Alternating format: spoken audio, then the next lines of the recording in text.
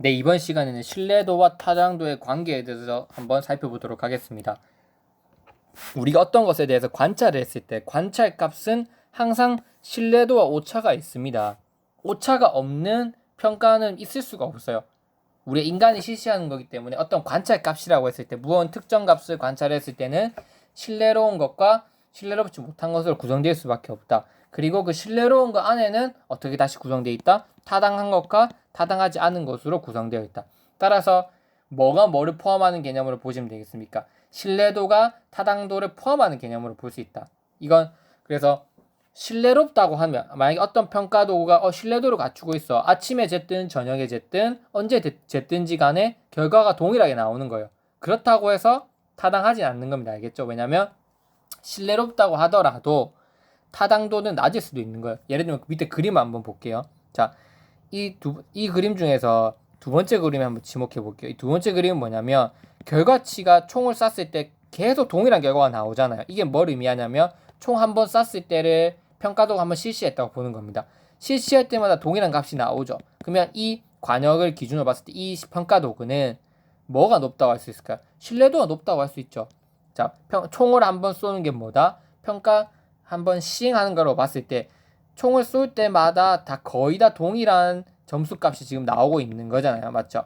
그러면 이 두 번째 개념으로 봤을 때 이 평가 도구의 결과는 신뢰도는 충분히 높다고 볼 수 있어요. 그럼 두 번째, 신뢰도가 높다고 하면 타당도도 높다고 할 수 있냐? 그건 아니라는 거죠. 왜냐면 타당도가 높으려면 일단 내용 타당도 기준으로 설명하겠습니다. 즉 수업 내용에 관한 목표에 도달했는지 안 도달했는지 잘 측정해야 되잖아요. 맞죠? 그래서 국어 능력 중에서도 나는 토론 능력을 수업을 했기 때문에 토론 능력을 획득하는 것을 수업을 했기 때문에 평가 도구도 토론 능력을 측정할 수 있는 문항으로 구성되어야지 그 평가 도구는 타당성이 있다고 보는 거잖아요. 맞죠? 그런데 여기 보시면 그게 중간에 맞아야 된다는 거예요. 즉 이 중간에 이 관역들이 들어와야지만 그 제가 앞에서 말씀드렸던 것처럼 국어 능력 중에서 토론 능력을 잘 측정한 걸로 보는 거죠.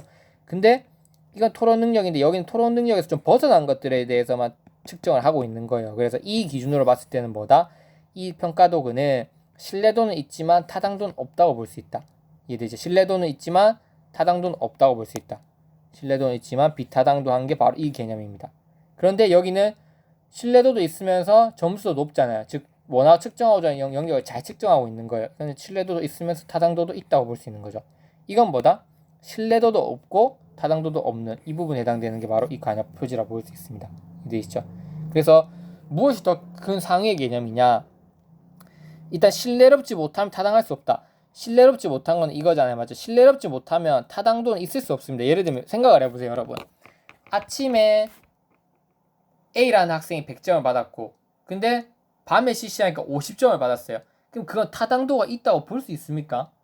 신뢰롭지 못하잖아요. 근데 그 문항 자체가 신뢰롭지 못하다면 타당도는 절대 가질 수가 없는 거예요. 상식적으로.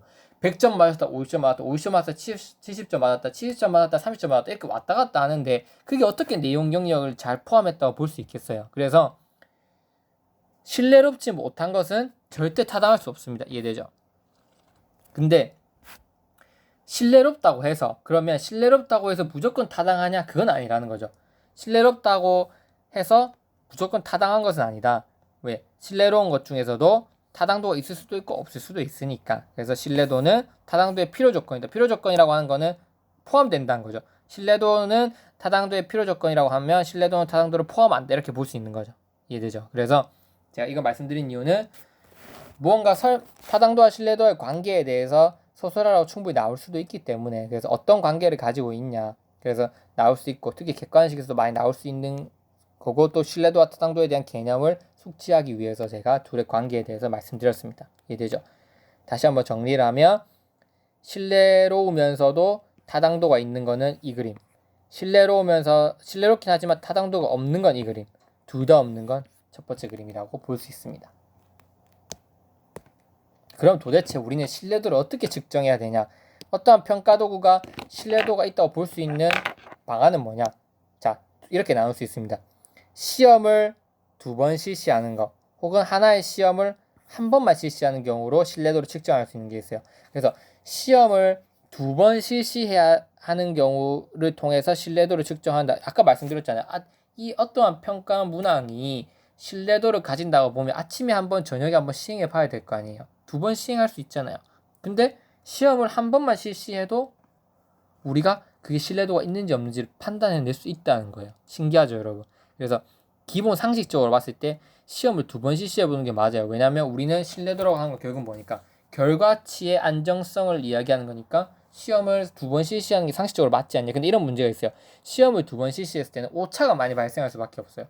오차가. 그래서 그런 오차를 줄이고자 한 번 시험 안에서도 충분히 신뢰도를 측정해낼 수 있는 방법이 있지 않을까 해서 시험을 한 번만 실시해서도 충분히 신뢰도를 측정할 수 있습니다. 이해되시죠?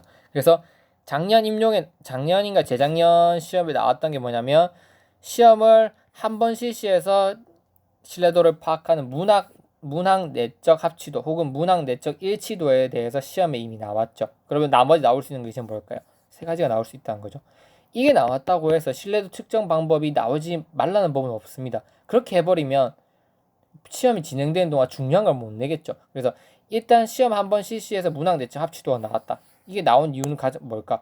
가장 어떤 뭐라 해야 되지? 이 평가 도구 중에서 그래도 가장 뭔가 신뢰도를 측정할 때 가장 좋은 방법이니까 시험 문제 나왔겠죠. 우리 이 시험이라고 하는 거는 현실적으로는 불가능해도 이상적으로 많이 쓰이거나 혹은 현실적이면서 이상적인 것들이 많이 나옵니다. 그래서 가장 최근 뭔가 많이 보완된 직소 모형을 공부하시더라도 직소 1을 공부하면 안 되고 직소 4를 공부해야 돼요. 근데 이렇게 생각하시는 분들이 있어요. 제가 강의를 할 때 아니 직소 4까지 알아야 돼? 이렇게 말씀을 하시는 분들이 있는데 저는 이렇게 생각해요. 사람마다 기준점이 다르겠죠. 근데 저는 직소 1은 당연히 해야 되는 거라고 생각하고 직소 4가 더 중요하다고 생각해요. 왜냐하면 직소 1에서 보완해서 2가 나오고 2에서 3가 나오고 3에서 4가 나왔잖아요. 그럼 4가 제일 최근의 모형이고 제일 많이 반영된 건데 그것을 단지 싫다? 하기 싫다? 그렇게 하면 안 되는 거죠. 뭔가 내용이 많아질 거라고. 1은 당연한 거고 4 기준으로 암기를 해놓으셔야 되고 마찬가지로 팀 보조 학습이라든지 뭐 TAI라든지 그런 큰 모형들 다양한 모형들을 여러분들이 받아들일 기회가 없다고 해서 그것은 중요하지 않다고 판단하시면 안 됩니다. 알겠죠? 어쨌든 중요한 건 뭐다? 신뢰도를 측정할 수 있는 방법은 시험을 두 번 실시할 거냐 혹은 시험을 한 번을 실시할 거냐에 따라서 나눌 수 있다. 각각의 신뢰도 측정 방법은 다 장단점이 있습니다. 일단 재검사 신뢰도는 동일 검사지를 두 번 실시하는 거예요. 똑같은 검사지를 두 번 실시하고 동형 검사 신뢰도는 뭐냐면 똑같은 시험지는 아니에요. 완전 똑같은 건 아니고 가장 최대한 유사하게 만든 시험지를 두 번 실시하는 겁니다. 어쨌든 재검사 신뢰도든 동형 검사 신뢰도든 시험을 두 번 실시하는 건 맞다. 단 재검사 신뢰도는 똑같은 시험지를 아침에 한 번, 저녁에 한 번 시험하는 거. 근데 동형 검사는 똑같은 시험지는 싫다. 나는 왜? 똑같은 시험지 실시하면 이미 답을 기억하고 있잖아요. 그러니까 똑같은 시험지는 싫다. 동형 검사는 똑같지 않고 거의 유사한 시험지. 난이도든 뭐든지 영역이든 거의 유사한 시험지 두 개를 만들어서 실시하고 싶다. 그래서 동형 검사를 두 번 실시한다. 근데 시험 한 번 실시는 뭐다? 너네가 어떻게 하든지 간에 시험 두 번 실시에 대한 오차가 있지 않냐. 그래서 난 한 번만 실시하겠다. 그래서 반분 신뢰도는 뭐냐면 하나의 검사지 짝수 홀수 문항으로 구분해서 이렇게 짝수 홀수로 구분을 해서 그래서 그 두 개의 연관성을 보는 거죠. 그래서 짝수 문항과 홀수 문항의 연관성에 따라서 어쨌든 한 번 시험 안에 두 번 시험을 본 거나 마찬가지인 거죠. 이해되죠? 문항 내적 합치도는 뭐냐면 개별 문항 하나하나를 독립된 검사지로 보는 게 바로 문항 내적 합치도입니다. 이해되시죠? 시험지가 이렇게 있을 때 뭐 이제 짝수 홀수로 구성해도 되고 혹은 1번부터 1번부터 10번, 11번에서 20번으로 구성해도 돼요. 그래서 이렇게 구성한 다음에 시험을 실시하는 거죠. 그래서 이 두 가지 결과치에 대해서 어떻게 유사하냐 유사하지 않냐에 대해서 신뢰도를 판단하는 게 반분 신뢰도입니다. 하나의 시험지에서 홀수 짝수로 나누거나 앞뒤로 나누거나 이렇게 하는 게. 하지만 문항 내적 합치도는 뭐다? 아예 문항 하나하나 자체를 독립된 시험지로 보고 그것과 그 시험지 문항 하나의 문항과 다른 문항 등과의 연계성을 다 측정해서 신뢰도를 간주하는 게 문항 내적 합치도입니다. 이해되시죠? 그래서 그것들에 대해서 세부적으로 한번 살펴보는 시간 가지도록 하겠습니다.